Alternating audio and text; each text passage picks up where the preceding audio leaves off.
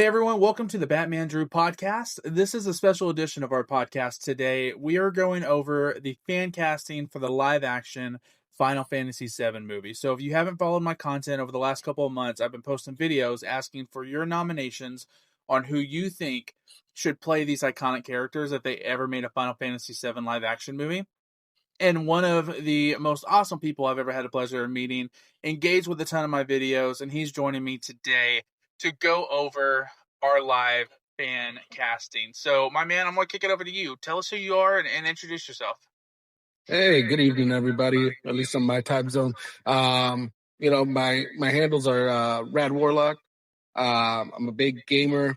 Love the Final Fantasy series. So as soon as I saw Andrew's stuff here about Final Fantasy, I immediately jumped up on it and engaged with them. I love that we're engaging with a lot of the gaming community, a lot of the tabletop community too, with your Magic the Gathering stuff and everything. And it's just a good community to be in. Found a lot of people that I loved engaging with. And you as well, my friend, you've been a great source of entertainment. Well, man, I appreciate that. You know, for me, this journey, although it's been short-lived so far, has been kind of fun because in my day-to-day, I don't really have a lot of video game fans that I'm surrounded by or movie fans and things like that. Like, a lot of my friends are more sports-driven than anything. And I love sports too, but, you know, every once in a while, it's nice to sit around and talk about Final Fantasy. So engaging with the community online has been great. You talked about, just a shameless plug on my end, my Untapped Potential documentary series about Magic the Gathering. All of it's been great. And I think the coolest part about it, engaging with the community, is being able to meet people like you, to be able to have these conversations with. You know, we had a great conversation for the documentary about Final Fantasy and our love for it and Magic the Gathering. But this, to me, man, this is just one of those table, topics that you're, at dinner with some friends, you're having a beer or whatever, and you're like, man, it'd be great if they made a live action Final Fantasy movie. Like, who would play who? Who would you have at that casting? And it's just kind of fun to speculate those things. I will say, I don't think it's just hopes and dreams. I could see down the road them actually trying to make a live action Final Fantasy movie, especially with how streaming's going nowadays and looking for IPs. And I think if they were ever to make a live action Final Fantasy movie, I think Final Fantasy VII would be the one that they would probably gravitate towards the most. But a lot of our fan casting was probably hopes and dreams here, given some of the names that we threw out there. But I still think it'd be fun to talk about. So let's go ahead and dive right on in. First, we're going to just unpack who won the nominations and the votes for the casting. So we didn't get to go through every single character in Final Fantasy VII. That's a ton of characters to be able to go through. So we just focused on the main cast. And we started with our director. Because I think before you start anywhere, you got to have a good director in place. I had threw out a nomination I don't even remember who I nominated. I think it was Christopher Nolan. Yeah, I think it was. Yeah. And then someone threw out a nomination to James Cameron. Maybe it was you. I don't remember. And we took a vote, and James Cameron, I just remember winning by a landslide, which I'm not mad at it. So James Cameron was who we voted on as the director for a Final Fantasy VII movie. Tell me, what do you think about that pick? Do you like it? Do you think that would be a good pick for this movie?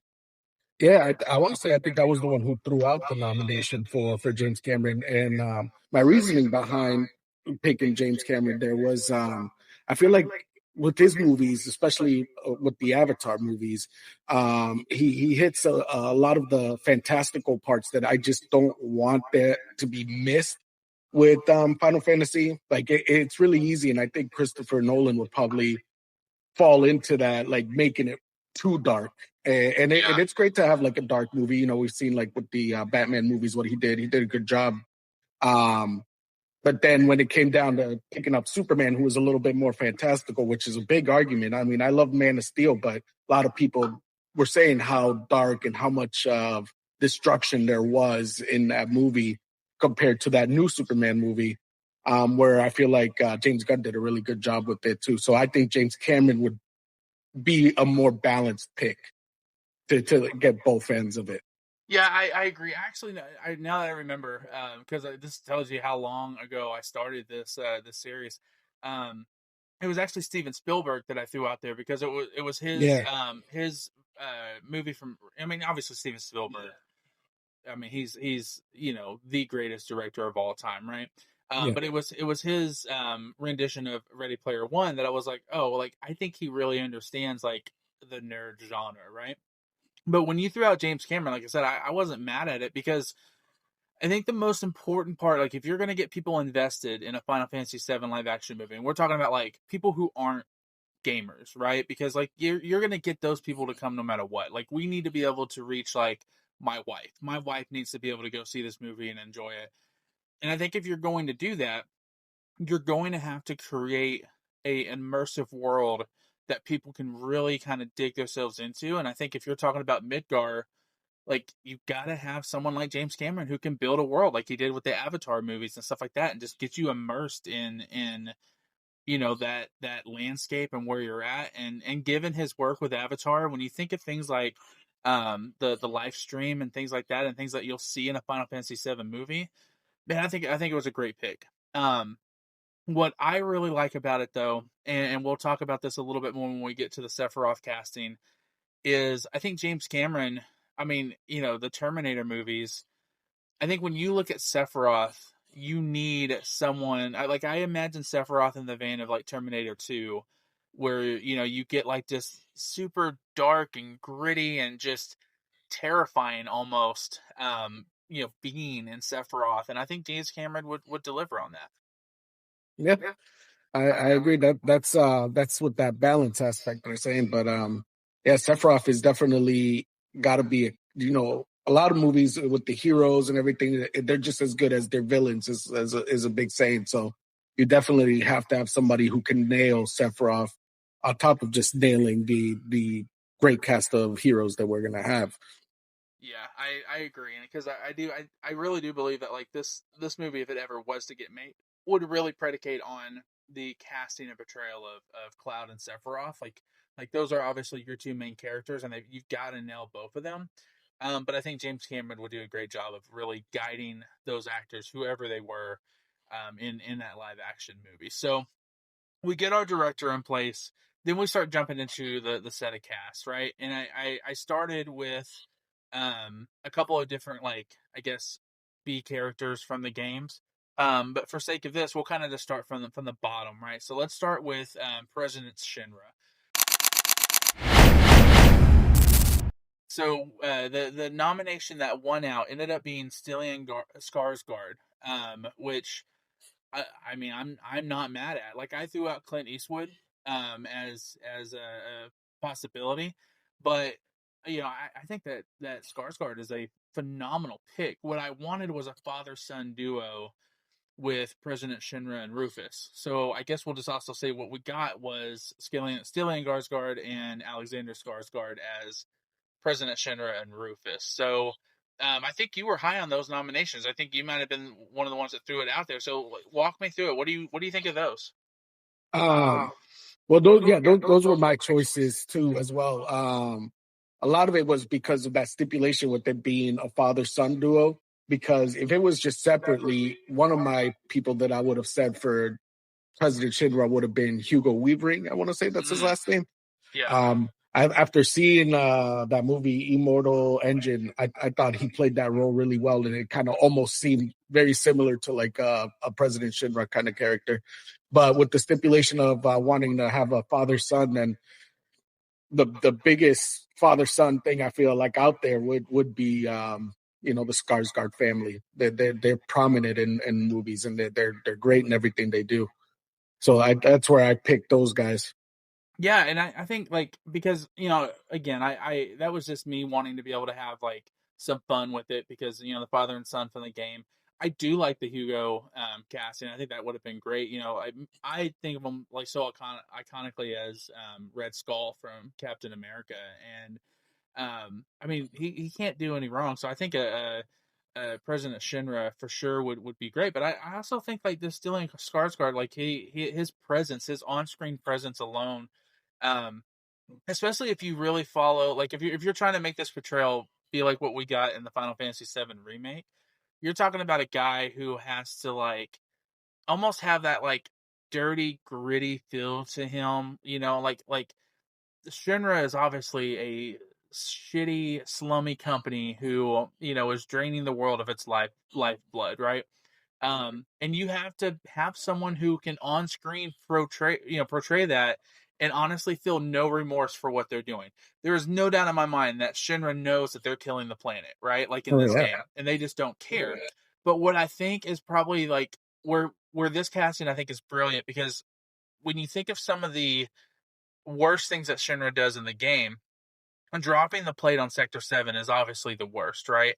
And I think you have to have an actor who can look you dead face in the screen as an audience and make you believe that he would actually just sacrifice everyone for the sake of their company and what they're doing, and I think it was just great casting. And when you're talking about his son, Rufus, honestly, like I like the Rufus character, but you just really need like a guy who can portray a douchebag. And and I think that Alexander Skarsgård can do that, but I think where it comes into play, because you kind of see this in the game a little bit too. Rufus just isn't like this arrogant prick. Like he is a very smart and intelligent individual as well. So you need someone who can kind of be both. And I thought the pick for with Alexander was a good one too. So do you have any thoughts about Rufus? Yeah, for sure. You're absolutely right. Alexander is. Oh, I lost my lighting here. I don't know why. Might just have to do mine in the dark here. Um, I I like Alexander Skarsgård because there was a show I watched a while back where he portrayed exactly what we were just mentioning Rufus was. He was an abusive boyfriend, but he was also a lawyer, and he was in this town that everybody loved. His family loved him. They were just like the great American family in that town. But behind closed doors, he was a douchebag. He was very abusive to his wife, and he was just a total bad guy. And he played that role so well. Uh, so I think we hit it on the head with Alexander Skarsgård. Yeah, I think it's a good one. And my only complaint about it was that pick stole what was going to be my nomination down the road for Sephiroth, which we'll get to that. I'm still not mad about the pick for Sephiroth, but I do think Alexander could have played a nice Sephiroth had you had him in that role. But I think Rufus, I think that's a solid pick. So the next one was honestly just me having a little bit of fun with it. Like it's a out, when you think about it, it's probably a out in left field type nomination, but I think it also really hits the nail on the head, and that was for Sid. I threw out and won the nomination for Matthew McConaughey for Sid. Yeah. And man, I just when I'm looking at Sid from the remake game or from Rebirth, and I don't know, man. Like Matthew McConaughey, I think is just he's so iconic, and he has that swagger, and I could just see him playing Sid from Final Fantasy VII. So, what do you think about that pick? I love that pick. Honestly, probably he was basically almost made for that role. If you look at Sid and you look at Matthew McConaughey, you just see the similarities, like of gritty pilot. Matthew McConaughey with this Texan accent and everything. The only thing I would ever have to say, and it's just like a small gripe, is the age. Yeah, Because I think I threw out. I can't think of his name. Oh, Glenn Powell. yeah. And that was more purely that I felt like he was closer in age with Sid. But like I said, that is such a small gripe compared to the phenomenal work that we would get from Matthew McConaughey as Sid. Yeah, I agree. Like obviously, I think Sid in the game is probably in his early 30s, somewhere around there, right? Still older than the rest of the cast, but Matthew McConaughey, if I had to guess, is probably mid 40s, closer to 50. But like it just, I don't know. I just when I think of like an older veteran pilot, someone who would probably be like, play kind of like an ex Air Force type guy, with a little bit of swagger. Like I think Matthew McConaughey, would do it. And you're right, the accent and everything, a little bit of the all right thing going on. I think Sid, especially when you're talking about when they're leaving, I don't remember the name of the place they were at, but like that, like that temple or whatever that they were in, and Sid swings in last minute to kind of rescue them and get them out of there. Like I just think Matthew McConaughey would play that pretty well. So, all right, so we're trucking along. Let's dive into some of our heroes. And the first one we're going to talk about, I mean, Sid's a hero, don't get me wrong, but the first one we're going to talk about in regards to the main cast of heroes is who would voice Red 13. Because obviously you're going to have this CGI. You're not going to be able to find yourself an actual real life animal to play Red 13. And even if you did, you would obviously need a voice actor to go with it.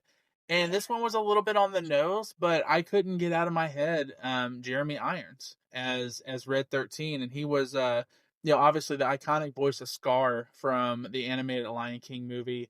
He's also done, I mean, he's a legendary actor. And, definitely on the Mount Rushmore. But, Jeremy Irons is Red 13. I think the portrayal, his voice, and the presence that comes with it, I think would be really good for a Red 13. So walk me through, what do you think about this pick? I think that's a perfect pick. Jeremy Irons is probably who I would go with. I think I might have said Andy Serkis just to kind of throw a nomination out there. But Jeremy Irons would definitely, we got to pick somebody who knows how to voice act. He's been in the game of voice acting, and he's got such a powerful voice. I mean, you can't do any worse than the voice of Rebirth. Yeah.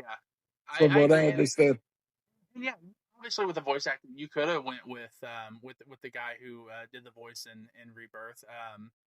But I just, to me, like, if you're talking about dream, fan casting, and you want to bring like the biggest names you can to this movie, because listen, the last time the world saw a Final Fantasy movie was Final Fantasy Spirits Within, and I think that we all can agree that we need to forget all about that movie and really dig in deep here if we're gonna do this thing. So I think Jeremy Irons as Red 13 would be so iconic, especially with just the level of depth that you have to have from the scenes that Red 13 is obviously fighting with the group, and you're first introduced to him, and you're in Cosmo Canyon and things like that, to like the private moments when he's alone with Aerith. Like, I think you need to be able to have an actor who can really portray that. And I think Jeremy Irons is the guy. So here's where it kind of gets really fun for me. Let's talk about Barrett. So we threw out some really good nominations there. Winston Duke won the fan casting. He's obviously probably most well known for anybody who's watching this as M'Baku from Black Panther, and who I still think, come at me if you want to, he should have been the Black Panther that we got in Black Panther 2 after the tragic loss of Chadwick Boseman. But that being said, man, I couldn't, once I started looking at actors and Winston Duke hit my list, I was like, man, that is it. That's Barrett, So what do you think? Do you think he could pull that role off? Oh yeah. I mean, who else? Who else is out there that can? I mean, Winston Duke, that's it. You get no other option. I mean, other than him would have been someone like Terry Crews, but he's also kind of up there in the age, and just it's time. It's Winston Dukes. That's who's Barrett. See, my worry about like Terry Crews, and I was also thinking about what was his name? He's passed away since then, but was it Michael Clark Duncan? Yes, yeah. When you think of individuals like that, because physically, clearly, they embody like what you would want for a Barrett. Winston Duke, I think, is out of those three, anyways, the better actor out of those three. And Barrett, one of the things that Final Fantasy Remake gave us was a Barrett who was just not just a let me yell as loud as I can and go in guns a-blazing. Like he, because we were able to have voice actors for the remake game and for Rebirth, you got more depth to his character, especially with Marlene and his relationship with Cloud and stuff like that. Like when I played Rebirth, I ended up however the course of action was supposed to go to end up with Aerith or Tifa on that Ferris wheel. I did not do it. I ended up with Barrett on the Ferris wheel, going on a friend date with Barrett. And it just, man, like there's so much depth to that character, because he's not just a one and done, like, let me just go and swing. And he cares. He cares about the planet. He cares about the people living on it. He cares about Cloud no matter what he wants to say. And when you talk about an actor that's really going to have to play very well back and forth with who you have as Cloud, I just think Winston Duke is that guy. Yeah. And he also is massive and strong, and he would bring the physical presence, you know. Yeah. He's physically towering over a cloud, and then we saw everything you mentioned in that second Black Panther movie. You know, Yeah. at the first one he's the rival tribe or whatever, and then the second one you saw that he came down and he's like, I care and I'm here to protect everybody, and Yeah. it's exactly what Barrett's like.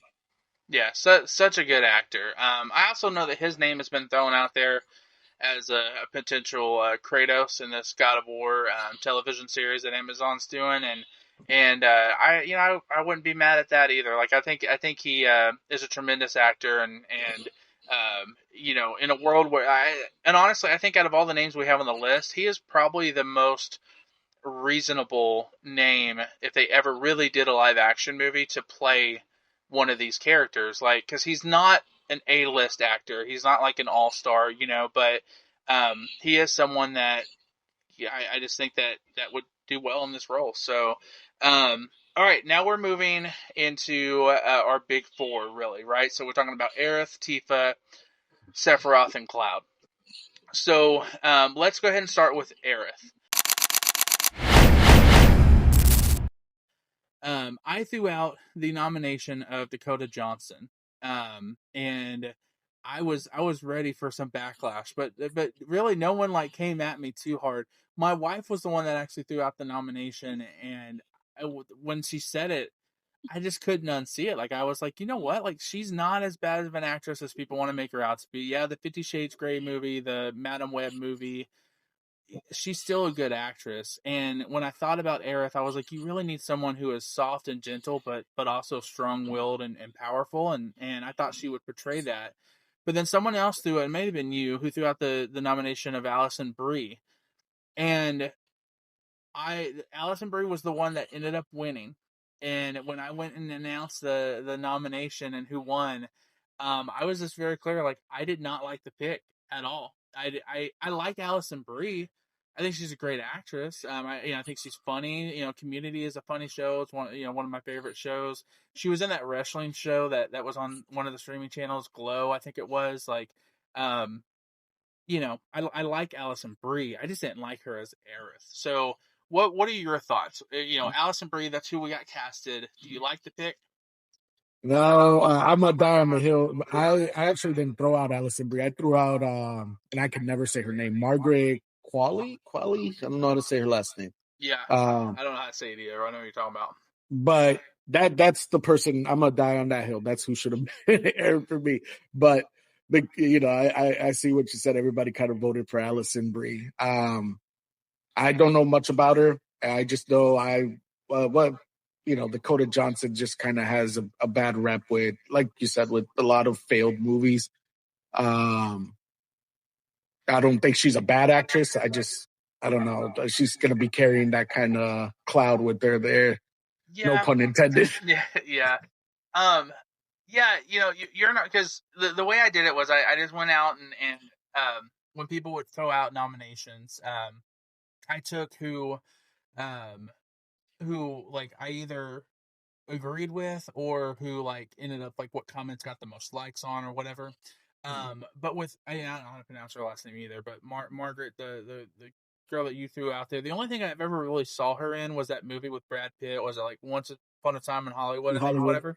And she was really good in that movie. And I just I went with what was probably, because I think Alison Brie was probably the more popular candidate, so that's what I went with. And I don't know, man. Like I agree with you. I think I would have preferred your candidate over Alison Brie. I just don't see it. I don't. Yeah. And not that Alison Brie, and also the way people look isn't like super important. Give me a good actor. I don't care if they match the part or whatever. But Aerith is very tall in the game, right? And I don't see Alison Brie being a very tall actress. Like maybe I don't know. I know that's a little bit of a nitpick, and I'm probably nitpicking just because I don't like the pick overall. But Yeah, we could have it stand on a box or something. Yeah, I think this was the bust. I think Allison Brie was the bust, which is disappointing because Aerith is one of my all time favorite characters. But hey, you know what? That's who was voted for, so we'll run with it. So if you guys are watching this, throw in the comments: was Allison Brie the right person to be in this live action Final Fantasy movie? I don't think so, but hey, I'm sure she would do a good job no matter what. So that one out of the way, let's get into our big three. So let's talk about Tifa. Um, and for Tifa, like Tifa, first of all, is such a great character. But I think for a lot of us who grew up and were, 10, 11, 12, 13 years old when Final Fantasy VII came out, Tifa was kind of like our first video game crush, right? And of course you see like the way she's portrayed in fan art and stuff, and obviously like, physically you would want an actress who would kind of match that body type, and I get all that, whatever, right? For me, it was more about like, especially as I got older, just how I guess like her personality really stood out to me. Replaying Final Fantasy VII, playing the remake, playing Rebirth. What really stood out to me was just how much trauma she went through as a character early on in life that made her so strong and independent. Um, and honestly, was the humanity behind Cloud in a lot of times. When Cloud was struggling through his mental issues, through the course of the games, and so I wanted to have an actress that would embody that spirit. Um, but also Tifa's a fighter, right? Like she is the ultimate like fighter, kickboxer type individual, and I wanted someone who could bring the action combat. So my nomination that I threw out that ended up winning the fan poll was Ana de Armas. I always have trouble pronouncing her name, but um, obviously stunning. She's beautiful. She's a great actress, all that kind of stuff. But what she did with the ballerina movie and showing her ability for combat and action, I think just kind of set her apart from any other candidate, to be able to play Tifa. So, what are your thoughts about this nomination? Um, I love Anna de Armas. I think she's beautiful. And you're right. She's already had that hand combat training with ballerina. The only thing that I would worry about is to have if she has. I've never seen her in any kind of capacity where she had that motherly kind of love thing. Where I feel like what you were talking about. I feel Tifa has is a mother's kind of love. As we saw where she takes care of Marlene and the fact that she always tries to see the good in Cloud and everything, and she's trying to bring out the good out of him every time, always to be happy. So that's the other half. So I don't know. I've never seen her in any kind of role like that. But honestly, Tifa was a hard one. I don't think I threw out a nomination for Tifa because I just couldn't really think of anybody that popped into my head for that. But Anna de Armas, she's got half of it down, and she is obviously beautiful, which is one of those things that you said. Tifa was our first crush for sure. Yeah. Have you played any Final Fantasy? I think someone that threw out the nomination. I don't remember the actress's name, but she was the actress from The Boys who plays the main female, not Starlight, but the other one, and which I mean that wasn't a bad nomination either. I just I just for me like Anna de Armas was who I just imagined in that role, and I do agree with you. Like anything I've seen her in has always been like either she's the pretty girl on screen or it was the action combat type stuff with ballerina. So she would have to be able to really portray that honestly just the glue that kind of holds that family together, right? Like you said, like that mom role. Yeah. And there's a fine line between playing that role but still being the love interest for Cloud, right? Because part of the Final Fantasy VII lore is the fact that there's this little bit of love triangle between her, Aerith, and Cloud. And honestly, it was I kid with my wife sometimes, but she's a big Twilight fan. And so Team Jacob or Team Edward, like, no, I was like, are you with Tifa or are you with Aerith? Like, who did you want Cloud to be with? And I always gravitated more towards Tifa because I love the fact that their story started when they were kids growing up in Nibelheim. Was that the name of the town? Nibelheim, yeah. um, growing up together, the fact that he went off to join Soldier, he comes back, like you can just the game did a really good job of along the way telling you that there was a lot of backstory there without just spilling it all the way. And it created at times a lot of tension in the game between the two characters. And I think when you're talking about that and you kind of have that unspoken bond a little bit between the two characters, I think that she would portray that pretty well. So that's who we ended up with as Tifa was Ana de Armas. So let's get into our big two. We'll start with Cloud first. So I threw out a nomination that ended up winning for Austin Butler as Cloud. And as I was thinking about who I wanted to nominate to throw up for this, I honestly didn't have any idea who I was thinking about. My wife and I went to go see Fantastic Four. And one of the trailers that aired before the movie was Austin Butler's movie, Stolen something. I don't remember. I don't remember what the caught movie was. stealing or something like that. Yeah, something like that. And as the trailer was going on, I was sitting there looking at this guy. I was like, holy shit, like, this is Cloud. Like, his personality in the trailer, physically, I think he looks like the character. But he's a great actor. Like, his portrayal as Elvis, in the Elvis, biopic was really, really good. And when you're talking about acting alongside Tom Hanks, and you still the screen in that movie, like, I just thought he did really, really good. So I threw out the nomination. He ended up winning. Austin Butler, what do you think of that pick? That's the perfect Cloud. I don't think there's anybody out there who resembles the look of Cloud and can also play that kind of broody, not talkative, kind of deep voice character. Although in the game he doesn't have as much of a deep voice, but that's okay. I think Austin Butler really is it. I don't. Just like you said, you could think about like, who could play Cloud, and I don't think a single person can come up, that isn't really him. It's probably people would pick like Timothy Chalamet or something like that just because of popularity and lead role, but Austin Butler's it. Yeah, see, because I actually think someone did throw out the name of Timothy Chalamet in the comments, if I remember right. But when it comes to actors like that, man, like, Timothy Chalamet, I think from the neck up looks the role, right? Because Cloud is a little bit on the lankier side, but I do think that you need someone like physically who is lean but still muscular at the same time, and I think Austin Butler would do that. But it sounds dumb, like, to be talking about this as an adult, but Cloud brought such a coolness to just being quiet, right, and being mysterious, and like being honestly a borderline jerk without saying anything at all. And I think you need someone who can portray that, and because there's so much about the Cloud character that is spoken without him ever saying a word of dialogue. His looks, his attitude, his body language, and I think Austin Butler would pull that off really well. And I just think about the physical aspect of it, like, because one of the things we haven't talked about, and I didn't even put it on the list of questions, was like the fight scenes that you're going to see in a Final Fantasy VII movie. And I think you need someone, who you can get that shot where it's kind of low to the ground, visually kind of going up the blade of the Buster sword with his arm holding the sword. You got the little, stub spikes on his shoulder, the hair and everything. Like, and I just think like you that character turns his head. There it is. It's Austin Butler, and so I like that pick. So, but here is the man himself, Sephiroth.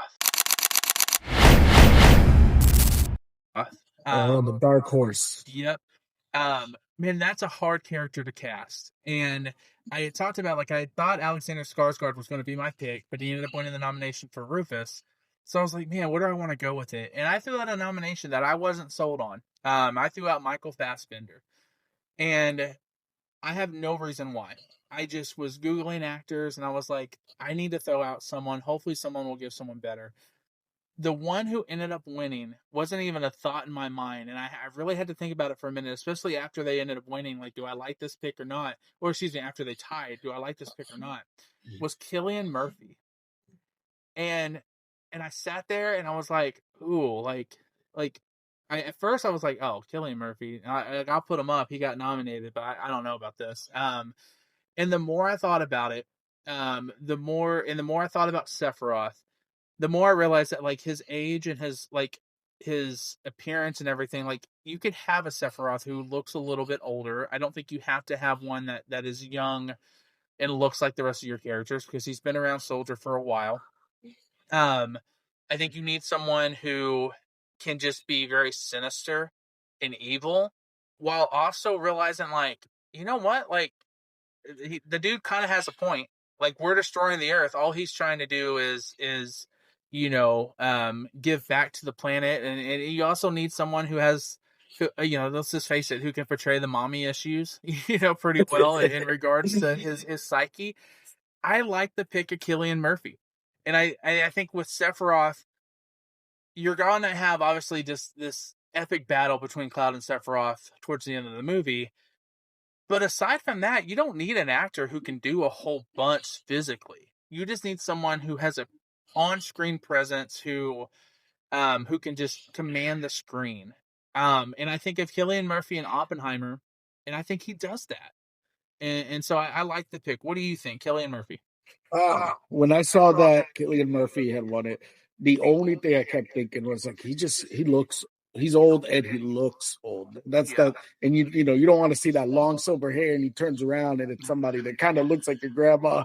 Yeah. No offense to Cillian Murphy, but he's got a lot of wrinkles and he knows it. And so I'm not doing anything that's like offending him, but so that's what I was saying, because that would be extremely off-putting. But with maybe some makeup and maybe de-aging him a few years, I can see what you're saying about him being a little bit on the older side and stuff like that. Because I know Sephiroth was a bit older than Cloud. But He's after a while, 49 years old.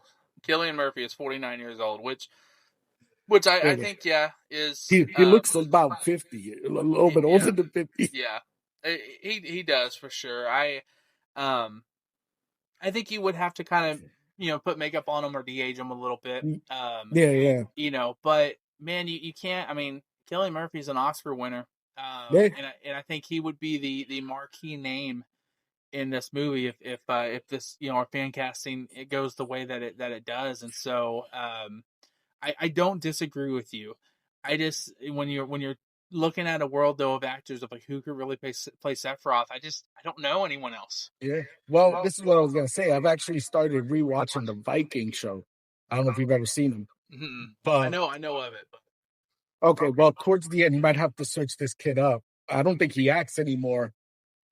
But the actor who played Ivar, one of Ragnar's sons, I was looking at him and I was like, man, he's got that psychotic to him because he was kind of psychotic in the show. He goes against his brothers and he also has mommy issues, I believe. And he plays a good psychotic person. I think he would have been a good choice, but this was far after you've already kind of made the nomination. But I don't know if he's acting anymore. I'm looking at pictures of him right now. He definitely has the, because I think with Sephiroth, you have to have that strong jawline, right? Like, and I know that sounds silly, but that's just so iconic, especially with the long silver hair and stuff like that. So I like and the piercing eyes too. Yeah, I feel like he's got those piercing eyes. I don't know. I would, but that was far after the nominations were already picked. But Cillian Murphy is definitely the hard hitting, and if you're going to spend money on your budget there for the movie, it would definitely be for Sephiroth. So I would see them picking Cillian Murphy and doing some Hollywood magic. Yeah, I agree. So so there we go. Just a quick breakdown. Our director was James Cameron.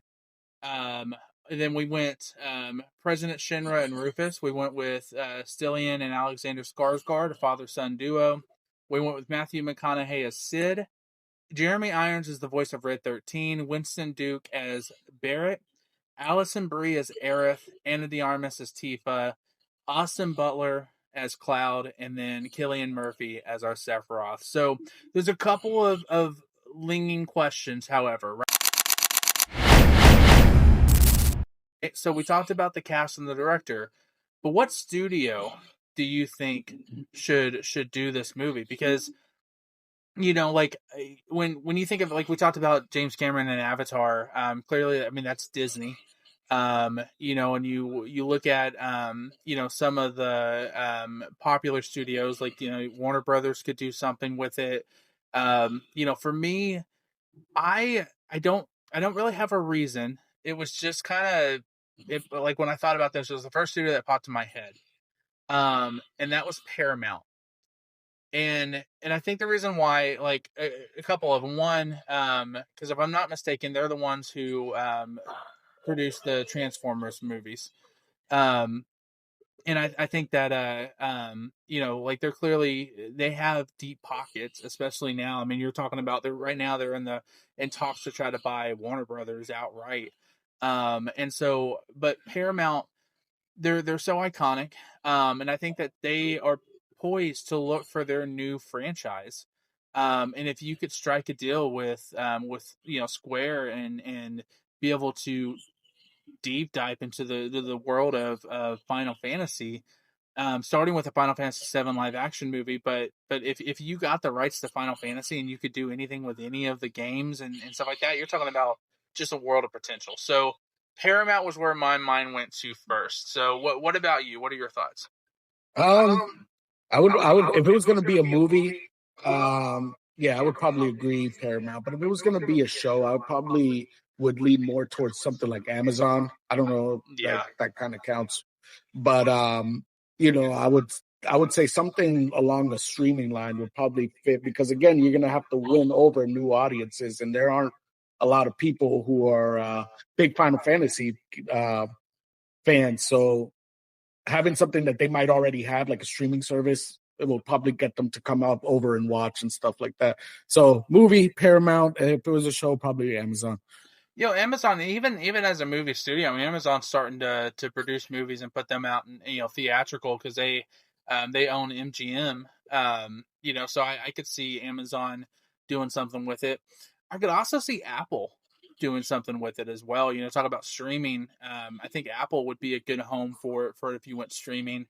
Because I don't think you're going to be able to, like, if you're a studio, you're not going to be able to buy the rights to just Final Fantasy VII. Like, Square knows what they own, and if you're going to get the rights, you're going to have to you know, put dump trucks of money in their back door, and you know, get the rights to all their properties, all the Final Fantasy properties, and then, you know, who's going to do what with it. So I think there's a lot of different things. I think streaming is an interesting platform to look at. I always prefer things to go theatrical over streaming, but you know, if you're talking about television shows and stuff like that, which a Final Fantasy VII, you know, TV series, I wouldn't be mad at either. But I think there's a couple of different ways you could go with. So Paramount, I think, is a good choice. But here's a question for you. Like, you know, the world right now is all about trilogies. Would you want a one and done movie, or do you think that this storyline's too thick for that? Do you think it would need a trilogy, and why? Yeah, it would definitely need a trilogy. It's just too much. I feel like I don't want things to kind of get cut or thrown out of the wayside.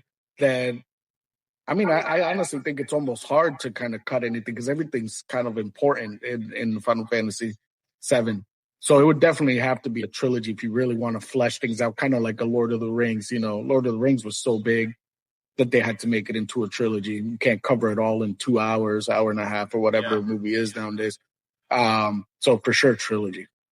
Yeah, I think so too. You know, I think the hard part will be like deciding where those natural cut points are in the movie. I think the game is doing it well, because at the end of the first one, you had them leaving Midgard, and you know, you had the big, you know, epic battle with Sephiroth, and you know, them kind of stepping out into the real world and stuff like that. And then with Rebirth, you kind of finish off with the death of Aerith.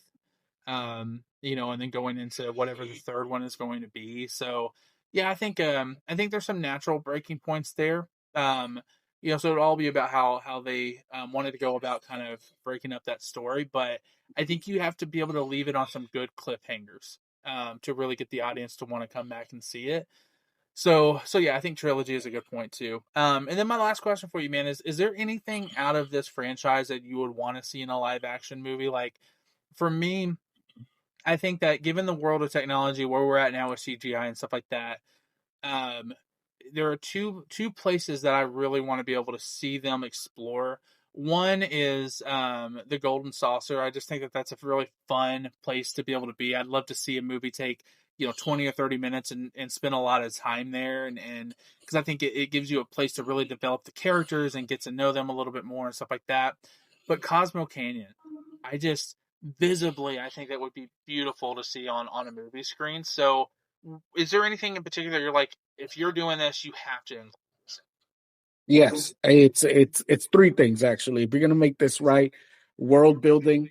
So your world's got to be beautiful. You got to be able to explore the world, like you said, and let the characters explore the world. Two, the fight scenes. I don't want like crappy, cheap CGI kind of like where you can see it's like you got the real actor, and then all of a sudden they all look like clay animations. And third is the music. Like you get one of the things I love about Final Fantasy's music is always there. So when they're showing the world and you're showing everything, the music's got to be on point too. I agree. The music, man, like the Aerith's theme is probably one of my favorites, and because I think anytime I hear it, I'm just taken back to that church, right, and Cloud falling through the roof and stuff like that. And going back to it, man, like when I think of that scene, I think Austin Butler falling through the roof. I think everything's great, and then all of a sudden you have Allison Brie pop in, and I don't know, man. I don't see it. But there's no way. If I tried to pronounce the composers' names for the Final Fantasy games, I would butcher it. But I think that you would have to bring him in for the music for Final Fantasy. I would love to hear him compose a couple of new pieces for a live action movie to go along with some of the more iconic themes. But yeah, hands down, the music has got to be it. My wife and I are talking about going to in February in Fort Worth, Texas. It's only about 3 hours away from us. It's the Infinity Saga, Marvel Infinity Saga in concert that's going on down there. Yep. And so we were kind of watching a little bit of some of the stuff just to make sure that like we'd be able to take our son to it and everything. And we're watching some of it online. And man, I just, a couple of years ago, we went to a Final Fantasy in concert for the remake. Went to a Final Fantasy in concert where they showed the clips of the games and the music, and I think you mix the world of this music with a live action movie that ends up hitting and nailing the adaptation. It would just be so beautiful, man. Between the visuals, the music, the characters, like I really hope one day this thing comes to fruition. So. Yeah, it'll be amazing, man. Music, movies, and video games, all three go together great. If you could get all three, especially with the music, with the movie, the music, the acting, and the world building, all three, I think just there alone, they would have such a big head start. Yeah, I totally agree. So, listen, this is just our opinions. What do you guys think? Leave in the comments. Let us know. Did we hit the nail on the head? Are you an Allison Brie purist? Do you think that we're crazy for not liking this pick? Let us know in the comments. Let us know who you would throw out there and give us your thoughts and opinions. So we'd love to be able to hear from you and engage with you and continue the conversation. So, man, again, let me just thank you for being a part of this episode of the Batmandrew Podcast. This was a lot of fun. I don't get to talk Final Fantasy very often with people, so I really do appreciate you coming on board. I was looking forward to this all week. So, again, man, drop it real quick. Where can people find you online if they want to follow you? Everything's under Radwarlock. I got Instagram, TikTok, YouTube. So search Radwarlock, you'll find me.